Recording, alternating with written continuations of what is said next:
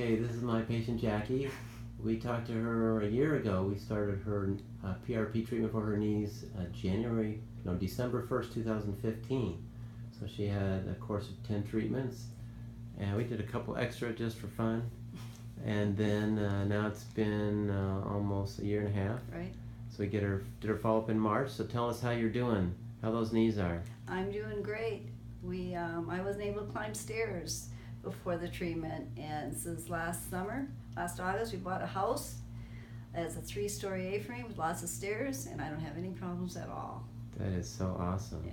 There's a lot of stairs where you work too, so Yes. you were having Yes, I was having big time problems. big problems. Yeah. You couldn't kneel down, you said. You Well, couldn't I get take- back up if you did. Right, I couldn't squat down at cabinets or do anything like that. Now I don't have any problems doing it. My husband used to have to pick me up for me to stand up, but Yeah. now no problems. That is so awesome. Yeah.